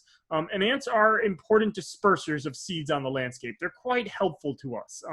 Without them, we wouldn't really have a lot of our favorite, mostly woodland species is what I'm thinking of. Bleeding hearts, trilliums, wild ginger, bloodroot, they're all ant dispersed. So this is it years later, a couple of years later. The Chamaechrista, as you can see there on the right, persists in the long term, but it tends to hang out on the edges where a lot of disturbance happens. So at the garden, kids would constantly run through the gardens. We'd try and stop them. We never could succeed. And so they would trample plants. And whenever they trampled something, something else would have to grow in its place. And that's where having the seed bank in place was great, because what grew in place was Chamaechrista. Spotted bee balm. This does very well in dry sites. This is quite different from scarlet bee balm. Wild columbine, also a really good one for dry to kind of average soil sites, and black-eyed Susan. All of these are short-lived perennials. Each individual plant usually lives between 2 to 3, maybe 4 years. They will persist for long periods on the landscape. 50, 100, 200 years. But if you've got a 200-year-old black-eyed Susan, what you're looking at is probably the 100th generation of the original plant. And the way they persist is they're very good at producing seed, dispersing seed, and that seed is very good at germinating in place. And what that means is that these plants are very good at being your weedy seed bank, in which case they're kind of no longer weeds. Maybe you don't want the black-eyed Susan growing in the middle of your tomato patch, but if it's growing on the edge of it, you leave it because it's a fantastic plant. What's cool about this picture here is we did not plant a single black-eyed Susan in this garden. We planted the orange milkweed in front. We planted that other yellow fuzzy thing you can see in back. That's yellow wild indigo. We planted the grasses. The black-eyed Susan just came in on its own. And we were perfectly fine with that because that was our, the weeds came in. And there was some weeds that we pulled out and the rest were black-eyed Susans and we let them be. Getting into the wet areas, the lobelias work really well.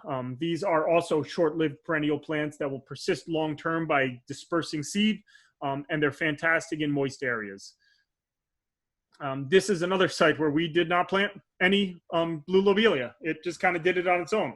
What we planted was the hyssop leaf bone set, which is that white plant you could see in there. I've been playing with impatiens as a native cover crop, maybe nurse crop for the wet areas. Chamacrista is really best in the dry to average sites. It does okay with a little bit of moisture, but if it's getting wet, it doesn't tend to do very well. It rots out on you. And jewelweed is very, very happy in wet soils. It's a plant that I think could be worked with in the same sort of manner as a cover crop. But I haven't yet gone through full testing, so I'm going to tell you I think it'll work, but I don't know from experience just yet. Okay, woody colonies. I'm going to kind of breeze through these because we're running out of time, and I do want to talk about questions, but some great species that I think are worth talking about.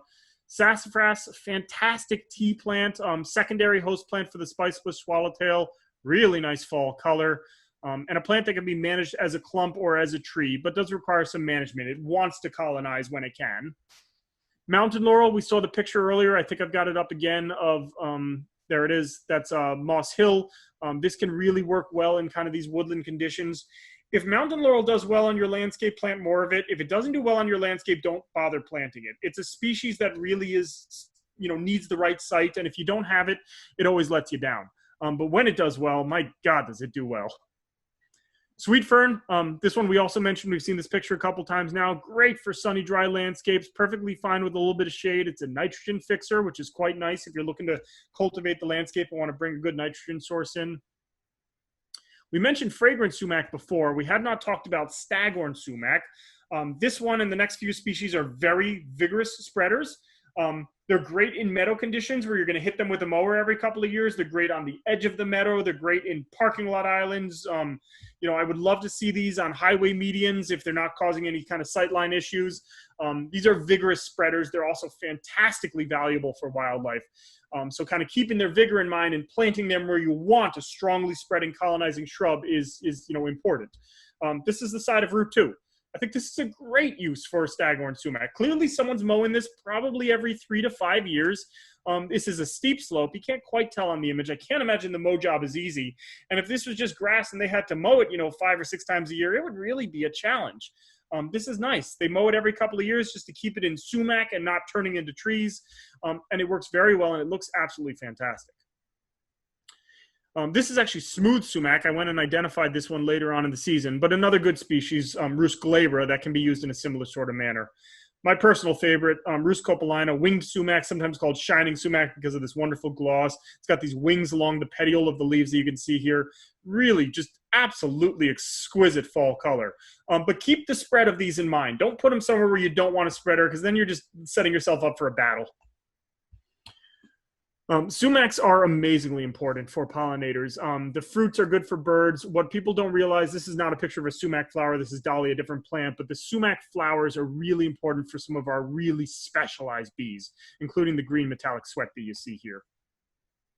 Striped maple, great species for woodland environments, stays quite small, has photosynthetic bark. You see these different color forms, green to white to an almost black. I don't know why, but I see a lot of this black form around me. When I was further east, I would rarely see the black form. I'd see more like the one in the middle and the one on the right. But it's kind of cool that they're able to photosynthesize through their bark itself. A good adaptation for an understory tree. Yellow fall color on this, not nearly as spectacular as the red maple or the sugar maple. Its advantages are in its size and its ability to grow under bigger trees. There are woody species that you can treat as perennials and just hack them back. A lot of the shrubby dogwoods, the shrubby spireas, there's no tree spirea. So all the spireas, all the native spireas, Spirea alba and tomentosa, and the shrubby willows. Whether it be the pussy willow or there's about 7 other species. I don't know any of their common names. Salix babiana, Salix lucida, Salix coccinea. They're all great species for these kind of cutback communities. Finally, kind of a last little idea of how to kind of think things through is if you have tree pits, connect them. Try and bring these areas together. These little individual pocket, landscapes don't really do nearly as much good as if we can connect these landscapes. Why do we have lawn in the middle here? Forget the lawn in this hell strip. Get rid of all the damn lawn and connect all of that. Put in some ground covers, throw down some of that. The nice thing about those kind of seed stock that I was talking about, the partridge pea, the black-eyed Susan, those plants that seed around well. The nice thing about those is because they seed around well, you can just purchase seed and literally throw it down on the landscape with good success. That's not something you could do with something like a wild bleeding heart or a Tiarella cordifolia. create corridors in the landscape. I want to start thinking about the way that we move through the landscape as the trail and everything else as the area we could be planting. The idea is that everything is planted unless we need a reason not to plant it, like a road, like a walkway, like a farm or something else that we're planting with something specific instead of just throwing a bunch of natives into it. Otherwise, plant everything. And don't look at one plant. Look at a group of plants. If you like what you're looking at here is the Stylophorum, that yellow flower, the wood poppy. If you like wood poppy, go to the nursery and buy a 50 cell. Buy in plugs when you can. Get groups of these plants. Don't look at 1 gallon and 2-quart pots. Look at plugs, look at seed, look at the ability to buy large amounts of plants that are smaller in size and therefore don't cost you as much as trying to buy 51-gallon plants. I wish if I ran a nursery, I'd tell you to buy 51-gallon plants because that's where the nurseries make their money. But there's some great sources for plug these days. That source list that I put up earlier that I'll send to Doug after this lecture and we'll get out to all of you has some really good sources of plugs. Okay, I went a little bit over my time and I know we do want to take some questions. Doug, I'll let you decide how long we want to do questions. Sorry to rush it at the end there, but I got a lot to cover. Yeah, I totally appreciate that. And we still have a bunch of people with us. And Lisa Phillips asked about pawpaws. We didn't mention pawpaw earlier. No, we didn't. And the only reason why is simply because, a little bit of time limitation and the fact that they're a little more site specific as compared to some of the others. So I'm trying to find my source list. I figure that's a good list to have up here. Pawpaws are absolutely fantastic. I love pawpaws. They are probably one of my favorite kind of food crops. In fact, for tree fruit, I'd say they probably are my current favorite. So the species is Asimina triloba. Let me turn this off and actually give you a picture of pawpaws while we're at it. So pawpaws are a tree crop that is native to the Appalachian region, parts south. It does do well enough up here in New England, but it's not one for, I'd say, like northern Maine. But any of you in zone 5, zone 6 will do perfectly fine. Here is a pawpaw in my kitchen that I ate last year. So it's got the outside of it is, do I have any pictures of the fruit from the outside? There we go. Outside, the different varieties will change into different colors. I've seen some varieties that are perfectly ripe while completely green, others that turn almost a bright orange, and most of them are in this color range where it's kind of yellowy green. You mostly go for the texture on this. Once they're soft, they're ripe. The flavor is kind of it's described as it's custard-like is probably the best way to put it. I've heard it called custard pear, custard banana, custard apple. It's one of those things where the pawpaws taste like pawpaws. You've got these big black seeds that you can see in the middle there. Very easy to avoid. It's got a very soft texture and an absolutely fantastic flavor. I don't think it's ever going to make its kind of turn into the agricultural world in any sort of large scale basis because there is absolutely no shelf stability to this fruit. When it ripes, it's ripe, and then you need to eat it probably within the week at the most. And by the end of the week, if they're not stored well, they're getting pretty, stanky. So it's a plant that I think we need to be looking at for our small scale kind of local farms where you've got an active either CSA or an active farmers market or a farmers co-op where you could really be selling to your local community. That would be a great way to kind of make this available to more people. Because if we were talking about kind of a large scale farm and trying to get this out, into the large kind of group, by the time it makes its trip on the truck, it's just going to be mush. But the flavor is incredible. It was the very first thing I planted when I got to my new site. We planted pawpaws and everything else came second. I'm going to pass the mic. I have a couple questions, and I don't want to take up too much time, but we have a lot of problems with deer eating our mountain laurel and rhodies, certain rhodies, some rhodies they don't touch. Do you have any solutions around that? I know there's deer and different, I think, companies that can come in and I don't know what they do, what they put on the lilac, the mountain laurels and the rhodies. We're also, yeah, go ahead. I don't really have, the simple answer is there's no simple answer. I don't have any silver bullet for you. Deer are a major problem on the landscape. It's got to do with how we manage the landscape and the lack of natural predators. There's actually been quite a bit of research into this recently. We used to think that it was the wolves in the area that really controlled the deer. There was a theory that the eastern puma, which is really no longer around, used to be a major control of the deer. But all the new research has shown that for as long as we've ever been able to tell, it's always been humans that were the controllers of deer. Even into prehistoric times, it was the prehistoric first peoples, the Native Americans, that controlled the deer. So, bringing kind of, starting to look at hunting as a way to control deer on the landscape is only a good thing. Especially when we start looking at some of the kind of the nastier sort of large scale meat producing organizations in America. You start looking at how these animals are treated, and then you think about a deer running wild on the landscape as a potential source of meat, and you think, oh well, that's a much better life for something that's going to eventually fill my belly. So when possible, encouraging hunting on the landscape is an ecologically viable thing. It can be done with nature in mind and can actually make for a healthier landscape. That's clearly not an available option everywhere, but if it's an option, it's a good option. Deer fences can be effective. They need to be a minimum of 8 feet tall. If you can't do an 8 foot tall fence, you need to do a double fence about 3 feet apart, pretty much far enough apart where they can't jump the whole thing, but they also can't jump in between the two fences and make that second jump.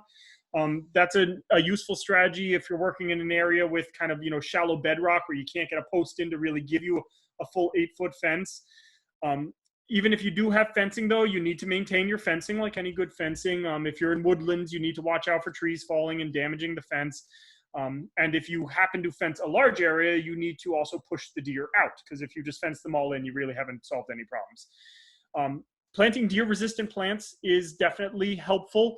There's not a massive list, but there's more than you might think. The database that I mentioned earlier, and I'll put up my website again. I've got a link to the database on dantjaffe.com. It's a plant finder database I built when I was at Garden in the Woods. And one of the things that we put on there was a deer or an herbivore resistant kind of search function. Keep in mind that, deer have very regional preferences. So for example, at Norcross, which has massive amounts of deer, they don't bother our mountain laurel at all. But they eat things that they never ate when I was at Garden in the Woods. So whenever you see deer-resistant lists, use it as a good starting point. Plant some of those plants, see how your deer react to those plants, instead of planting, say, 600 of a plant that they'll end up eating. But those deer-resistant lists are a good starting point. The repellents are hit or miss. They can be some help, but deer will, they recognize patterns. And they will soon recognize that the smell of coyote is not actually a coyote, but a repellent. And so they work for a little while. Switching brands helps. If you've been using Deer Off for the past, month, switch to Bob-X and then switch to Liquid Fence, and that helps to kind of keep them guessing a little bit. But they're never foolproof, and with a couple good rains, they wash away, and you need to reapply, which is a pain in the butt. You can also do something called a deer hedge. It's a little bit like giving into the enemy, but it still can be quite effective. If you have high value crops that you are trying to grow that are preferably closer to your house or in a centralized area, you can start planting lower value crops on the outside that can help to feed the deer. The idea being that they come towards your landscape, they're fed by the crab apples, by the hawthorns, by the viburnums that are out there. They fill their bellies, they turn around, they don't make their way into your crop of whatever you happen to be growing on the inside. That's a good idea. Uh-huh. It's an idea that these are all little bits that'll all help a little bit. None of them will be the solution in their entirety. If you could actually manage to do all of them together, you might have a deer-free landscape. They will all help. None of them will be a final solution. What we really need is better population management on a large scale. Mm-hmm. And that is a very complicated thing to do. We'll figure it out right before we figure out climate change. It's at that level in terms of how we're going to, it's a challenge. In some areas, it'll be easier than others. Urban areas are the toughest because hunting is just kind of thrown out the door. It's hard to, safely make any sort of hunting program working in a high urbanized environment. But encouraging, kind of healthy landscapes is a part of it. Okay. You got other questions? Well, I feel like I'm going to take up too much time, so other people can ask. I don't want to. Well, I'll ask one quick one. We are totally sold on the Pennsylvania sedge as a lawn. How do we begin? Where do we get it? Okay, so the Pennsylvania sedge is a fantastic lawn alternative. Let me start with downsides. It will not handle heavy foot traffic, but if you're doing light foot traffic, it's perfectly fine. The other major downside is it's not a plant you can establish with seed. You can't treat it like you would a typical lawn where you clear your area, throw down your grass seed. What you need to do is actually plant plants. It germinates very poorly, and even us professional propagators are getting, like, depending on how good you are, somewhere between 60 and 80% germination. We usually look for like 98% germination. And if you're just throwing it down on the landscape, you're lucky to get about 10%. So it's not available. You also can't get large amounts of seed to do it yet. So what you're looking to do is plant plugs. And plugs are expensive.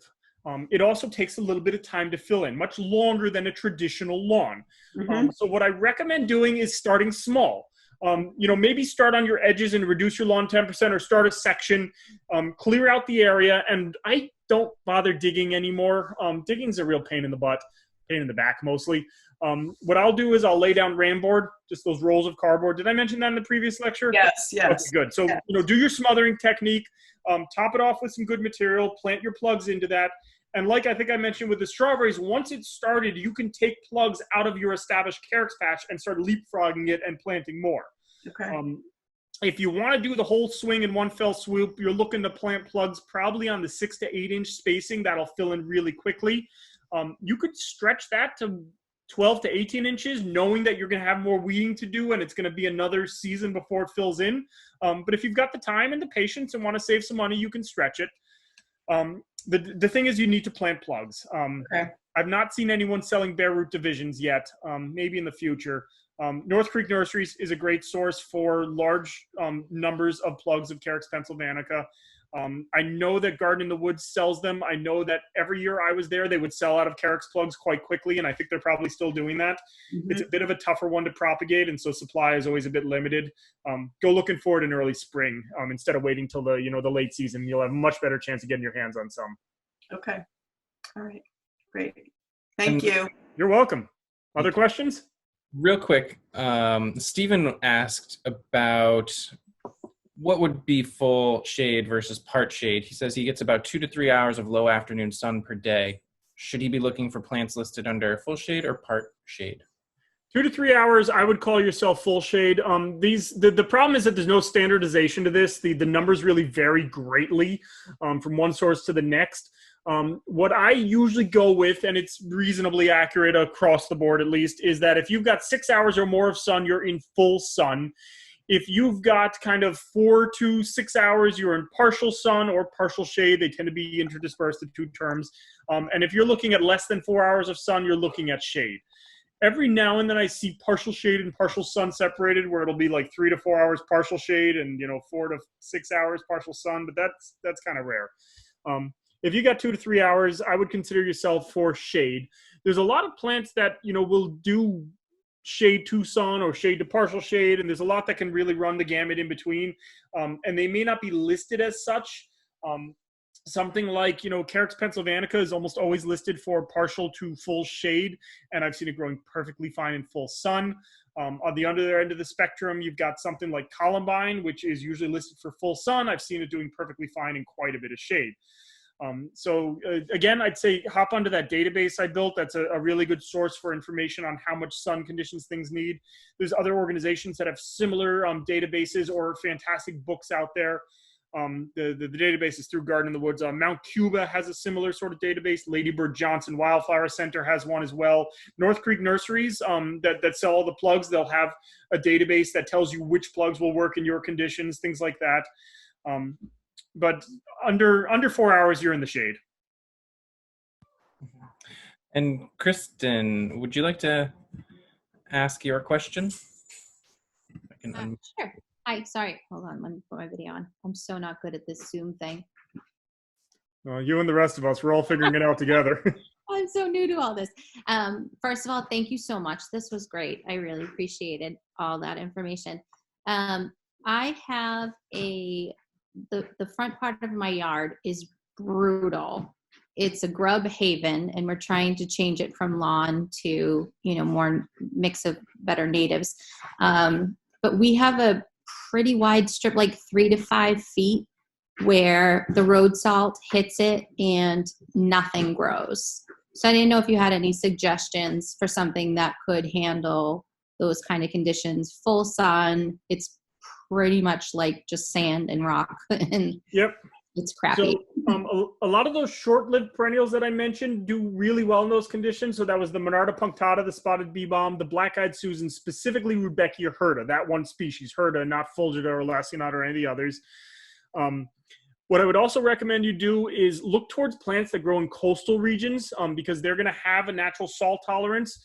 That'll bring in some really good grasses, Panicum virgatum, the northern switchgrass, little blue stem, the Schizocarium scoparium.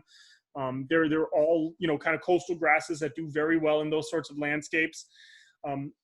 Antenaria, they're the pussy toes. Antenaria plataginifolia is the one that grows a bit more robustly and is a good option for those sorts of conditions. If you've got the wild strawberries also will do quite well for you. I would recommend if you've got, really kind of sandy, crappy soils, it's a good idea to get your hands on some decent compost and kind of top dress and kind of mix it in when you're first kind of planting. That being said, if you want to just throw down seed, sand on the surface is actually really good for germinating seed, and those short-lived perennials that I mentioned are really good at being ones if you're going to get your hands on seed, I'll go back to my source list in a second, you can just throw seed down and have some pretty good success. Let's see, other ones that'll work well, the pycnanthemums, the mountain mints are great options for you. If you want to just kind of fill in the area and don't really care about, other things growing in amongst it, the wild, not wild columbine, the wild milkweed, Asclepias syriaca, the common species that spreads so vigorously, is a great option. Or if you want to go woody, any of the sumacs will do fine in those conditions. From the fragrant sumac, which is reasonably well behaved, to the staghorn or the shining or the smooth sumac that'll just kind of fill the whole area up. The one thing I always mention when it talks about planting sumacs on roadsides is, I'd love to say we should plant them on every roadside, but if you're on a curve where you want to be able to kind of see sight lines, sumacs will get big. So you either need to manage them to keep them small or plant the fragrant sumac that stays quite a bit smaller. Also, again, that database that I mentioned has the options to pick sunny and sandy as options. And what I would do with your case is also throw in, you'll see ecoregion options. Number 84 is the Atlantic coastal pine barrens region. And that's going to give you a list of plants that will all, to one extent or another, have some decent salt tolerance. Awesome. I think we threw salt tolerance on that database as well. It's been a couple of years since I worked on it, but you may very well have even a salt button you can push, and it'll give you even more options. Perfect. Thanks. You're very welcome. Thank you so much, Dan. We want to thank our sponsors, New England BioLabs Foundation, again, for supporting this event, as well as our next free event, which is coming up on Friday, and we'll be hosting Elise and Tucker Smith from Cedar Rock Gardens about inviting beneficial insects to our farming garden. And you can find out more information about that event, as well as other upcoming events, including our summer conference, which will be held online this year, all on our website, nofamass.org/events. So with that, thank you again for having us in your living rooms, and I hope to see you again next time. Good night. Thank you. That was very interesting. Thank you all for coming. It's been nice talking to you.